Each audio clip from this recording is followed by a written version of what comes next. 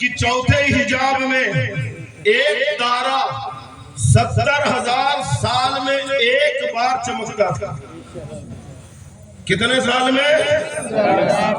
70,000 سال میں. میں نے اسے 72,000 مرتبہ چمکتے دیکھا. اب گھر جا کر 70,000 کو 72,000 سے ضرب کر لینا, گنا کر لینا جا کر, ٹھیک ہے. اور اس میں پھر یہ جو 1400 سال ہوئے جب حضور نے پوچھا تھا یہ بھی پلس کر لینا. جبریل کی عمر کا اندازہ ہو جائے گا. کہ یا رسول اللہ عمر کتنی ہے یہ تو نہیں جانتا, لیکن ایک تارا چوتھے حجاب میں 70,000 سال میں ایک بار چمکتا تھا. میں نے اسے 72,000 مرتبہ چمکتے دیکھا ہے.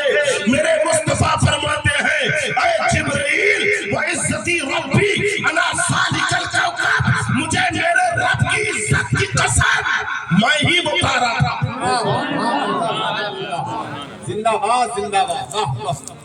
اور نبی کب سے ہے تو حضرت جابر سے حضور نے بیان کر دیا ہے. کیا جابر سب سے پہلے اللہ نے تیرے نبی کے نور کو پیدا کیا ہے اور نبی کے نور سے پوری کائنات کو پیدا کیا گیا. اعلیٰ حضرت فرماتے ہیں غایت و علت سبب بہر جان تم ہو سب, تم سے بنا تم بنا تم پہ کروڑوں درود. اور فرماتے اعلیٰ حضرت وہی جلوہ شہر با شہر ہے, وہی اصل عالم و تہر ہے, وہی بحر ہے, وہی لہر ہے, وہی بات ہے, وہی دھار ہے. ساری کائنات کی اصل مصطفیٰ جان رحمت ہے. 40 سال میں اعلان نبوت فرمایا ہے آپ نے, اور 23 سال آپ نے تبلیغ فرمائی ہے. ایسی تبلیغ کی پوری دنیا میں انقلاب پیدا کر دیا.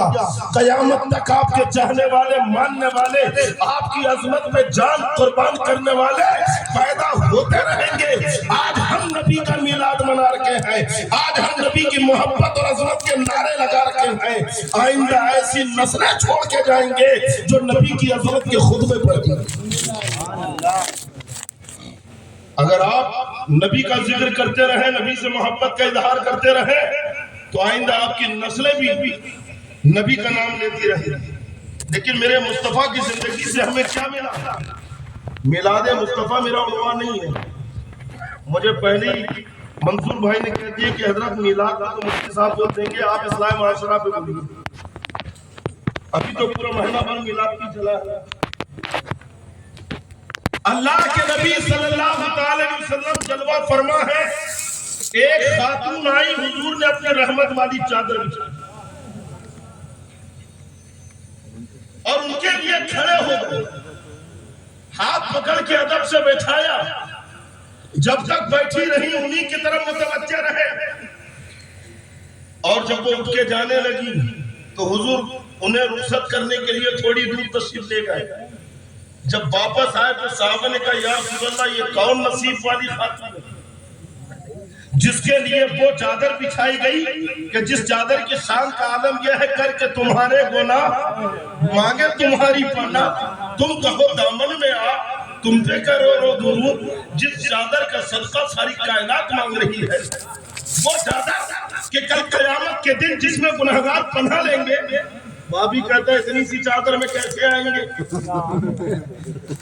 بابی کہتا ہے حضور کی چادر اتنی, یعنی اتنی سی چادر میں اتنے لوگ کیسے آئیں گے, کیسے آئیں گے؟ میں نے کہا جیسے غریب نواز کے کاسے میں ساغر آ گیا تھا, جیسے میرے غریب نواز نے اپنے پیالے میں پورے ساغر کو سمیٹ لیا, ایسے ہی مصطفیٰ قیامت میں پوری کائنات کو, اپنے غلاموں کو اپنے دامن میں سمیٹ لیا. نعرہ تکبیر, نعرہ رسالت, سرکار کی آمد, اصل کے اعلیٰ حضرت. اس لیے تو اعلیٰ حضرت فرماتے ہیں چور حاکم کے چھپا کرتے ہیں یا اس کے خلاف تیرے دامن میں چھپے چور انوکھا دے رہے ہیں. صحابہ نے کہا یا رسول اللہ یہ کون ہے نصیب والی خاتون؟ اللہ کے پیارے نبی صلی اللہ علیہ وسلم نے فرمایا یہ میری رضائی ماں دائی حلیمہ. کیا کہا؟ دائی حلیمہ ہے. यहाँ पे उलमा फरमाते हैं कि जब रजाई माँ दाई हलीमा का ये अदब, दाई हलीमा का ये एहतराम, तो हकीकी माँ होती तो कितना अदब। हजरत दाई हलीमा का एहतराम करके हुजूर पूरी कायनात को माँ का अदब बताते हैं, माँ का एहतराम सिखाते हैं। एक साहब बारगाह रिसालत में आए, अर्ज करते हैं या रसूल अल्लाह, एक मर्तबा गर्मी का मौसम था, पथरीली जमीन थी और पत्थर इतने गर्म कि अगर गोश्त का टुकड़ा रख दिया जाए तो भुनकर कबाब हो जाए। ऐसी गर्म जमीन पर मैंने अपनी माँ को अपने कांधे पे बिठाकर 7 मील का सफर तय किया है। या रसूल अल्लाह, क्या मैंने अपनी माँ का हक अदा कर दिया? अल्लाह के प्यारे नबी सल्लल्लाहु अलैहि वसल्लम इरशाद फरमाते हैं, जब पैदा हुआ था और तेरे पैदा होने से तेरी माँ को जो तकलीफ हुई थी और उस तकलीफ पर उसने जो आह किया था, तो हो सकता है किसी एक आह का हक अदा किया।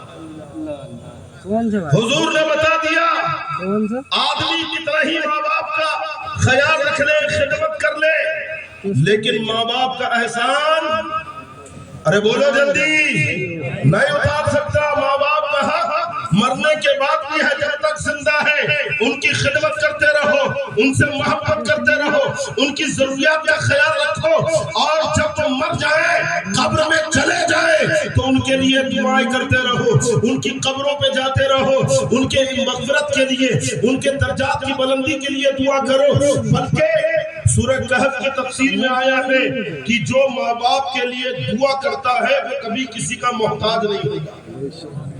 मालदार होने का एक नुस्खा ये भी है, अगर चाहते हो कि मालदार हो जाओ, अगर चाहते हो कि तुम दौलतमंद हो जाओ, तो माँ बाप के लिए दुआ करना शुरू कर दो, क्योंकि जो माँ बाप के लिए दुआ करता है वो कभी किसी का मोहताज नहीं होता।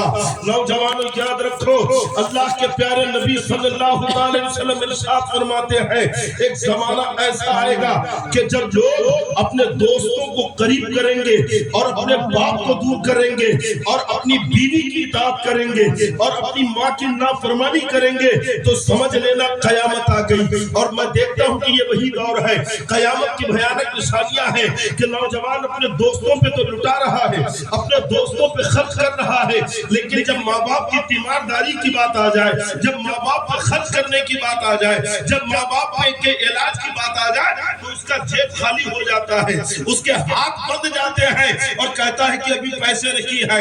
भाई भाई होकर एक दूसरे पर ढकेलते हैं कि तू बाप का खर्च उठा, तू माँ का खर्च उठा। ताज्जुब की बात है, एक माँ बर्तन मांझ कर, एक माँ दूसरों के यहाँ नौकरी